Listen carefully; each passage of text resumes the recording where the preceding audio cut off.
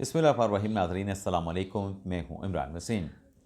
नाज़रीन, आज 23 नवंबर दिन एतवार का और साल 2025।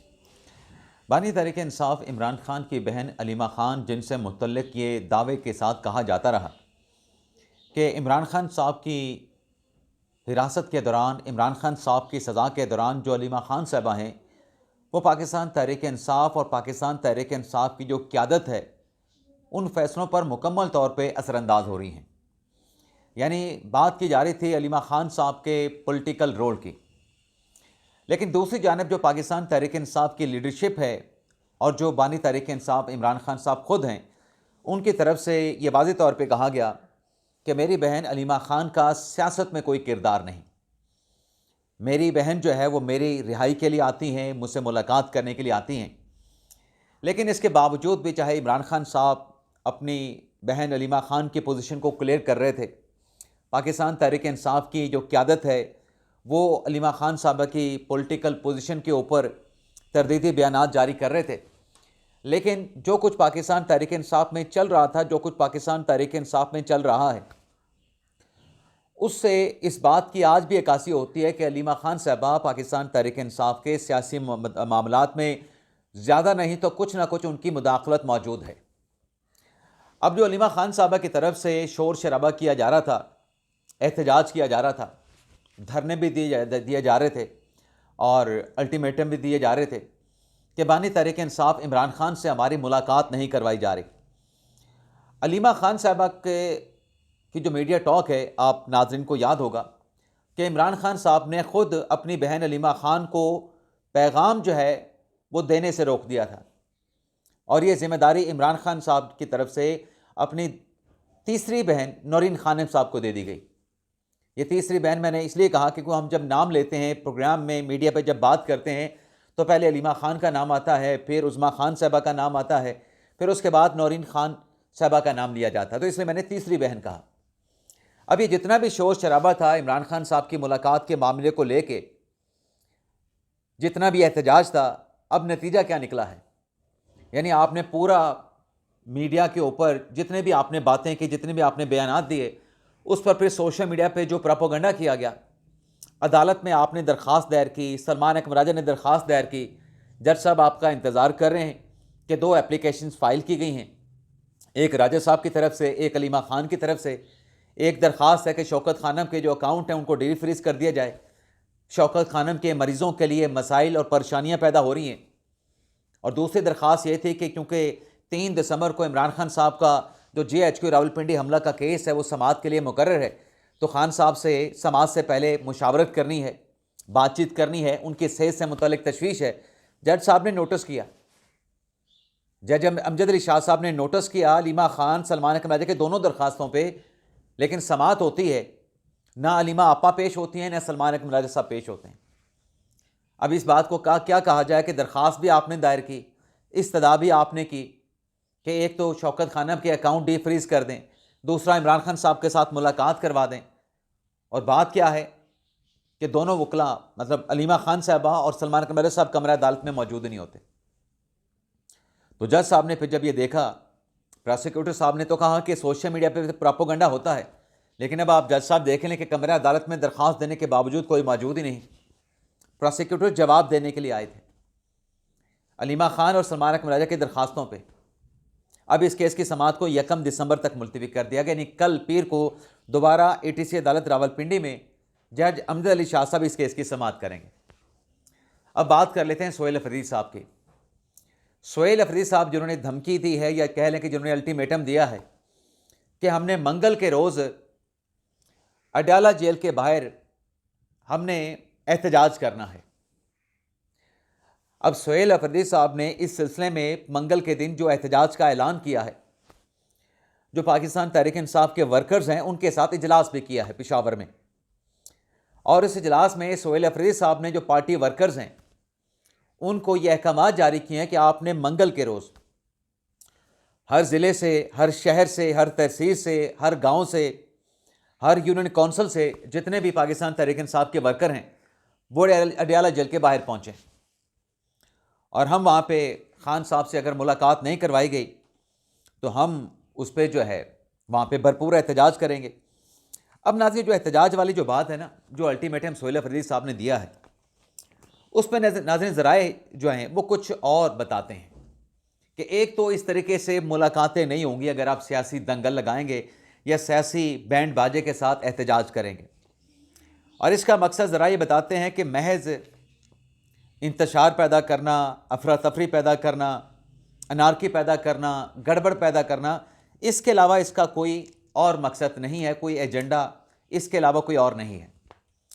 तो ज़राए का ये कहना है कि बिल्कुल ये कान को उनके सुन लें कि अगर इस तरीके से आपने अडयाला जेल के बाहर आपने इंतशार की, अफरा तफरी की, अनारकी बनाने की, पैदा करने की कोशिश की, तो वो जो इश्क इमरान है ना, वो इश्क इमरान फिर निकल जाएगा। फिर जो एक ओहदा होता है ना कि वज़ीर आला का, उसका एहतराम सोहेल अफरीदी साहब ने खुद करवाना है। अच्छा, यहाँ पे बात फिर कुछ लोग ये भी बात करते हैं कि जो कंडक्ट है सोहेल अफरीदी साहब का, जो वो ताउन नहीं कर रहे वफाक के साथ, ख़ास तौर पे सिक्योरिटी के मामले पे। अब वादी तीरा में जो मंशियात का कारोबार होता है, जो हफ्ते में 2 दिन वहाँ पे मंडी लगती है, और ये ओपन सीक्रेट है, ये किसी से ढका छुपा नहीं है। तो मंशियात तो कानून के मुताबिक आप किसी को कारोबार करने की इजाज़त नहीं दे सकते, और वादी तीरा में जो ओपनली वहाँ पर बिजनेस होता है मंशियात का, उसको रोकना किसकी जिम्मेदारी है? उसको रोकना सूबाई इंतज़ामिया की जिम्मेदारी है। प्रोविंशियल गवर्नमेंट सिर्फ ये कह के, चाहे वो वज़ीर आला साहब क्यों ना हो, सोहेल अफरीदी साहब, ये कह के बरी ज़िम्मा नहीं हो सकते कि बॉर्डर से कैसे आ जाते हैं, बॉर्डर पे एफसी लगी है, बॉर्डर पे फौज लगी है, भाई बॉर्डर से निकल आए, ठीक है जी, उन्होंने गफलत कर दी। अब वो हैं आपकी सूबाई इंतज़ामिया की डोमेन में, दायरा अख्तियार में। ये तो नहीं हो सकता कि अगर बॉर्डर से कोई एजेंट, कोई दहशतगर्द, कोई स्मगलर, कोई मंशियात फरोश जो है बॉर्डर से किसी तरीके से छुप छुपा के अगर सूबाई हदूद में आ जाता है तो वो सूबाई गवर्नेंस के नीचे आ जाता है। यानी मिसाल के तौर पे पेशावर एफसी हेडक्वार्टर पे जो हमला हुआ, पेशावर में रिट किसकी है? सूबाई हुकूमत की है। अब वो जो हमला हुआ उसको किसने रोकना है? बॉर्डर से मुतल्लिक तो मैंने आपको बताया था कि 15 से 20 किलोमीटर के बाद चौकी आती है। हर वक्त वहाँ पे आप पेट्रोलिंग नहीं कर सकते, निगरानी नहीं कर सकते। और जिस तरीके से अफ़गान तालिबान रजीम ने, जिसको अब डिफेक्टो अफ़गानिस्तान की हुकूमत कहा जाता है, यूरोपीय यूनियन का स्टेटमेंट आ चुका है ब्रसेल से, जिसमें अफ़गानिस्तान से मुतालबा किया गया कि आप दहशतगर्दों के खिलाफ एक्शन लें, कार्रवाई करें। वहाँ पे जिस तरीके से पुष्पनाई की जा रही है टेररिस्ट एलिमेंट्स की, और उनकी जब तश्कीलें पाकिस्तान में दाखिल करवाना होती हैं तो क्या किया जाता है? यही फार्मूला अपनाया जाता है ना कि आपने पाकिस्तान की चौकी पे ठहरे जो जवान हैं उनको आपने इंगेज करना है। आप उनको इंगेज करते हैं उनके साथ शरपसंदी करके, और फिर आप अपने लोग जो है, जो दहशतगर्द नासर हैं, उनको पाकिस्तान की तरफ धकेल देते हैं रास्ता बना के। तो वहाँ पे क्या करें? पाकिस्तान के पास तो इतने वसाइल नहीं ना कि हर 100 फुट के, 200 फुट के या 500 फुट के फासले पे या 1000 फुट के फासले पे जो है वहाँ पे चौकी बना दी जाए। अमेरिका जैसा मुल्क जिसका मैक्सिको के साथ जो है वो बॉर्डर है, जिसका वेनेजुएला के साथ बॉर्डर है, वो अपना बॉर्डर, इतने वसाइल, दुनिया का अमीर तरीन और दुनिया का सुपर पावर होने के बावजूद अगर अपने बॉर्डर को गार्ड नहीं कर सकता तो फिर पाकिस्तान किस खेत की मूली है? अब वादी तीरा में जो मंशियात का कारोबार होता है, जो मंडी लगती है, उसके खिलाफ एक्शन किसने लेना है? सोहेल अफरीदी साहब। लेकिन सोहेल अफरीदी साहब का जो कंडक्ट अब तक देखा गया है, जो अदम तामन उनकी तरफ से है, तो गवर्नर राज की बात भी होती है कि सूबे में अगर इमरजेंसी है, लॉ एंड ऑर्डर की सूरत हाल है, तो गवर्नर राज लगाया जा सकता है। ये फिर वफाकी हुकूमत का अख्तियार मौजूद है, कौमी असम्बली जो पार्लियामेंट है उसकी तौसीक भी कर सकती है, नंबर भी पूरे मौजूद हैं। तो इस पर ज़रा ये बताते हैं कि शायद गवर्नर राज की फ़िलहाल संजीदगी के साथ इस पर गौर करने की ज़रूरत नहीं। अलबत्ता ये हो सकता है कि जो हरकतें सोहेल अफरीदी साहब की हैं, ये अपनी हरकतों के नतीजे में हो सकता है कि खुद ब खुद जो है अपने लॉजिकल कंक्लूजन तक पहुंच जाएं, लॉजिकल एंड तक पहुंच जाएं। और मतलब ज़राए का इशारा ये है कि हो सकता है कि इश्क इमरान में ये जनाब जो है वो डिस्क्वालीफाई कर जाएं। इश्क इमरान में क्या है जी? ये डिस्क्वालीफाई कर जाएं।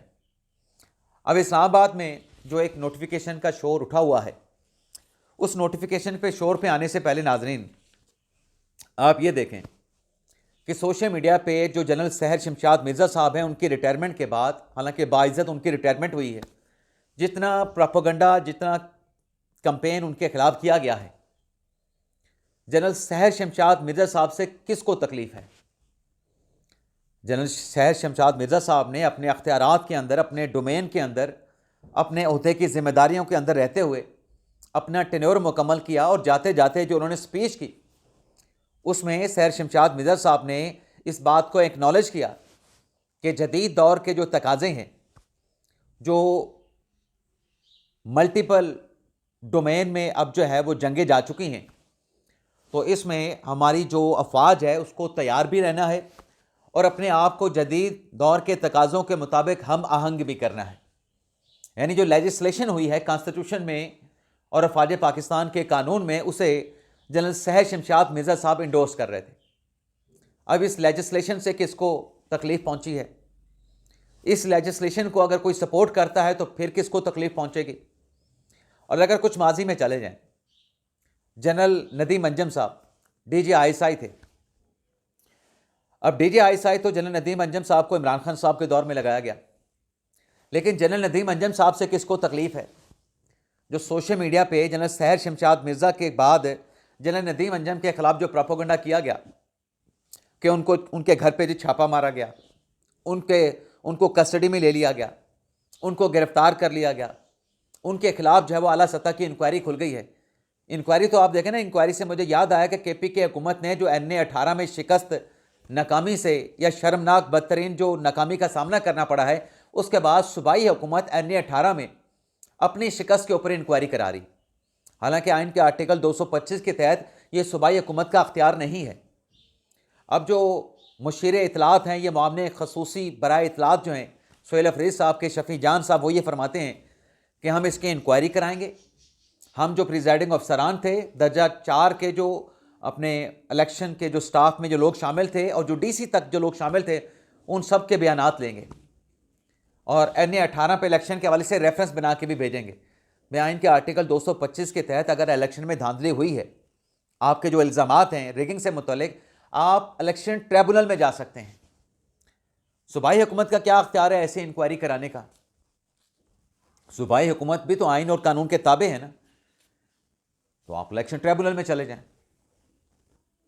अब मैं यहां पे जो बात कर रहा था कि इंक्वायरी खुल गई जी जनरल नदीम अंजम साहब के खिलाफ, साबिक DGI हैं, ऐसे सारा झूठा प्रोपेगेंडा किया गया। ये सिर्फ फौज पाकिस्तान में दरार पैदा करने के लिए, अख्तलाफात पैदा करने के लिए, और यहाँ तक कहा गया कि फौज पाकिस्तान में इख्तलाफात हैं क्योंकि जो आसिम मुनीर साहब हैं उनके फैसलों से फौज पाकिस्तान के अंदर लोग इख्तलाफ कर रहे हैं, दरारें जो है वो पैदा हो चुकी हैं। ये ना से सारा प्रोपेगेंडा, इसका मकसद क्या है? इसका मकसद इदारों को बदनाम करना है, इदारों में नकबज़नी करना है, इदारों में दरारें डालना है, और इसके साथ साथ जो कौमी वहदत है उसको नुकसान पहुंचाना है। मैं तो ये यकीन के साथ कहूँगा कि जो अफवाज पाकिस्तान की जो चेन ऑफ कमांड है, अफवाज पाकिस्तान को जो रन करने का जो तरीका है, अफवाज पाकिस्तान का जो मिलिट्री कल्चर है, सवाल ही पैदा नहीं होता। आपका चाहे कोई पॉलिटिकल या जिस किस्म का भी आपका कोई इख्तलाफ थाट्स का मौजूद हो, नज़रियात का मौजूद हो, लेकिन कमांड के ऊपर, चेन ऑफ कमांड के ऊपर किसी का कोई इख्तलाफ नहीं, सबका 100 नहीं बल्कि 1000% इत्तफाक होता है। कोई 5 साल, कोई 10 साल की बात नहीं, कोई 50 साल की बात नहीं। ये सिर्फ एक कौमी वहदत को और इदारों को मलाइन करने के लिए इस किस्म का प्रोपेगेंडा किया जा रहा है। अब बात हो रही है जी वो नोटिफिकेशन जारी नहीं हो रहा। ये नोटिफिकेशन क्यों नहीं जारी हो रहा?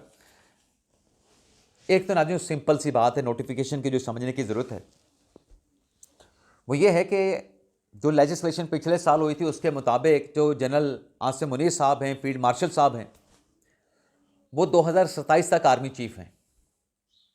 वो 2027 नवंबर तक आर्मी चीफ हैं। और फिर दूसरा ये है कि जो नई तकर्री है या जो नया ओहदा कानून साजी के ज़रिए कमांडर ऑफ डिफेंस फोर्सेस का बना है, इसके नोटिफिकेशन की बात हो रही है कि वो रिटायर हो गए हैं जी नवंबर 2025 में। भाई नहीं रिटायर हुए, ये पता नहीं आपके माइंड के अंदर भूसा किसने भर रखा है जो इस किस्म का सवाल उठाते हैं। भाई वो 2027 तक 5 साल के लिए आर्मी चीफ थे।